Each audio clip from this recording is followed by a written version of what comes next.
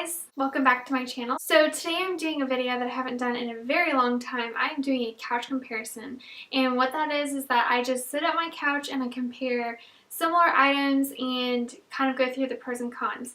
So if you are new to my channel, welcome. I post makeup related videos on Wednesdays, and then over the weekends I will try to put up a vlog. So what I'm comparing this week, as you saw in the description and the title of this video, I'm comparing the Modern Renaissance palette from Anastasia Beverly Hills to a series of single eyeshadows that I have collected over time.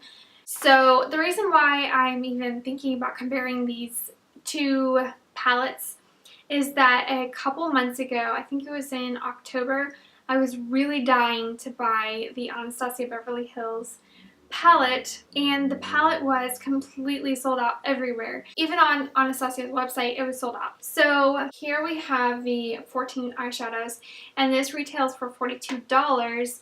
So I was bitter. I wasn't really bitter. I was just kind of, I guess, a little peeved that sometimes things get sold out. I decided to look at my eyeshadows that I currently have, and I decided to look at the eyeshadow descriptions on the Anastasia website and see if I could come up with eyeshadows that were very similar. So I came up with almost all of these eyeshadows. As I'm going through this, I will show you guys swatches and compare the eyeshadows together to give you an idea of how wrong or right I was.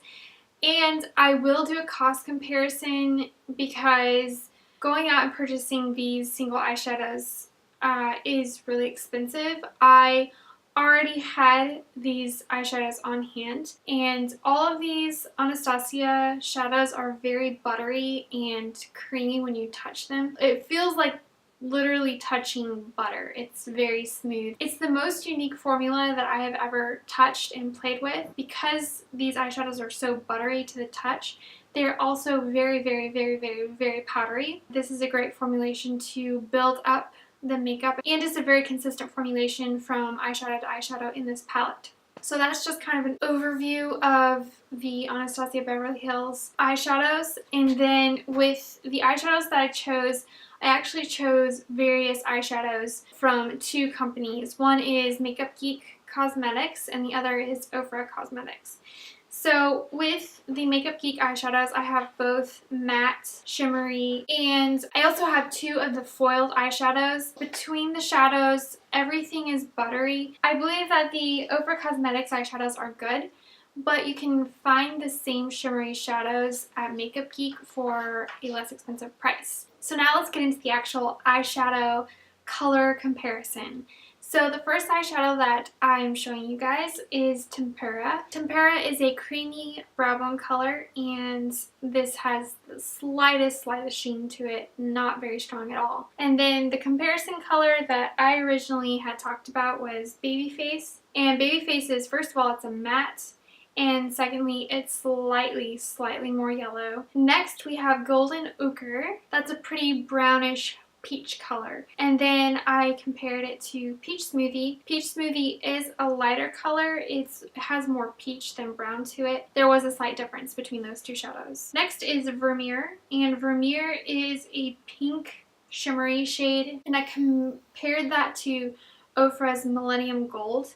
But Millennium Gold is too yellow, as you can see in the swatch. So instead, I tried Starry Eyed from Makeup Geek Cosmetics. This is one of the foiled eyeshadows, and it is so close that I actually used Starry Eyed on this eye, on my left eye, which is your guys' right, and then I used Vermeer on my right eye, which is your guys' left. And honestly, I can't tell a difference. There's a slight difference in the formulation. You can tell that Starry Eyed is slightly more reflective, or maybe I don't know, maybe even chunky looking, not chunky in a bad way. And then Vermeer is just more scintillating. I don't know if that's the right description, but as you can see in the close-up, there is a slight difference. Buon Fresco, and this is a matte gray purple with a little bit of pink in it. And then the eyeshadow that I compared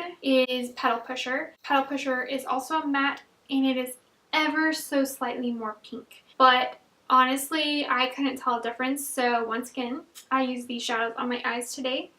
Buon Fresco is on the Anastasia side, and I just put that in my crease to blend out the Vermeer. And then I used Petal Pusher in my other crease and blended out Starry Eyed. Antique Bronze is probably the most different from the eyeshadow that I thought it could have been. So Antique Bronze is more of a reddish color with a bronzy shimmer to it. Bohemian is more of a true bronze. So it has more brown in it, I guess you could say, and they are completely different. So I thought I could combine a few colors to get closer to Antique Bronze. So I did combine a few colors, as you can see in the swatch. This is Bohemian Curtain Call. So Curtain Call is a cranberry red, and it is a foiled shadow, so it is very strong and bright color. And then I also added Cosmopolitan, which is a shimmery orange and reddish color. So I was able to get a little bit closer to Antique Bronze, but honestly, I think Antique Bronze is a unique shade. Next, we have Love Letter, and this is a gorgeous pink red shade. This is a matte eyeshadow. I thought Fashion Addict would be a similar shade, and boy are they very different. Fashion Addict has way more purple in it. I guess I could add a more red shade, but I just decided to call that a very unique shade. So next we have Cyprus Umber, and that is a very deep brown. I think Cyprus Umber is beautiful, but it is a unique shade. I don't have any colors like it.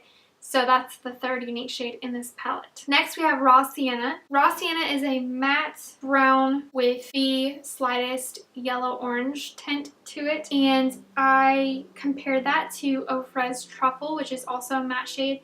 And guys, it seems to me like it is identical. Like there is no difference whatsoever. So because it's so similar, I use that in the inner corners, outer corner, and somewhat into the crease next to my inner corner. And I can't tell any difference. So I think this is perfect and gorgeous. Next we have Burnt Orange, and to be honest, Burnt Orange just has a little bit more orange than Raw Sienna. It's really not that different of a shade. I mean, it's, you know, it has more of an orange pull to it. Personally, I don't think that shade is necessary in this eyeshadow palette. I don't think it's necessary just because you could mix Raw Sienna with the Burnt Orange shade and later on in this palette, and I think it would be perfectly fine. Next we have Primavera, and Primavera is more of a shimmery gold shade. It's only slightly different from Vermeer. Those are the two very shimmery shades that are close to foiled shadows, and this one has more of a yellow gold to it. So I compared it to Millennium Gold, and that is pretty similar. I would just have to add a little bit more yellow to it, like Peach Smoothie, and it would be kind of similar. I wouldn't say they're identical, but they're similar. Next, we have Venetian Red, and Venetian Red is a red matte with gold glitter in it. So I think that Cherry Cola would be a similar shade, and then add a little bit of Curtain Call. And Cherry Cola is a matte red-brown shade, and then you add Curtain Call, and that's more of a cranberry shade. So it ends up being similar, but not identical at all. Next, we have Warm Taupe, which is just like its description. It is a taupe, so it is a cool gray with a more brown kick to it. It's the slightest difference, but when you compare it to what I thought it would be similar to, Faux Fur. Faux Fur is also a taupe, but it leans more towards the cool end of things. It has more of the gray kick to it. So because these are so different, you could, if you really wanted to, either add Cherry Cola to this color, or you could add like a brown. Lastly, we have Realgar, but it is a gorgeous deep orange color. I personally love this color. It's a really gorgeous and fall color. The color I compared it to is Early Bird, but Early Bird is a much lighter orange. It's a much stronger orange. Realgar is more of a burnt orange, and you can tell that in the swatches. So what I did is that I added Cherry Cola to Early Bird, and that was a little bit closer to regular. As you can tell in these palettes, there is a lot of difference. You know, this palette is a lot more versatile, and I had to combine a lot more colors to get to these shades. Obviously, there's a huge difference in size. Each of these shadows is 0.02 ounces, so it's going to be a lot less product, but honestly, it's a lot more sleek, and the shadow formulation feels a lot different. So if you want something that's very soft and buttery and easily blendable, then I would go with the Modern Renaissance palette. It is $42 all at once. So it's a lot higher than drugstore palettes, but most palettes will last a long time. I mean, I've kept some of my palettes I've had for 2 years and I'm still not hitting pan on them. If you're really wanting a palette that is something that maybe you already have a lot of these shadows and you're just wanting something that's pretty similar to the Modern Renaissance, then I would say these shadows are perfect for you. They are a lot bigger. The Ofra Cosmetics eyeshadows are 2 grams each, and they are $10 each, which I think the $10 eyeshadow pans are kind of up there just because Makeup Geek eyeshadows, the shimmery eyeshadows, they are $6 each and they're 1.8 grams. All of the Makeup Geek eyeshadows are 1.8 grams. So personally, if I can find eyeshadows that are less expensive, I'm going to go for those cheaper eyeshadows. And I am sure that there are similar eyeshadows with Makeup Geek that are fairly similar to Bohemian and these other shadows. I don't have those eyeshadows right now, so I don't know what shadows would be comparable. So the Makeup Geek eyeshadows are great price. The only eyeshadows that are more expensive are the foiled eyeshadows. So there are 2 of those, and honestly, when you add up everything, this palette is also $108.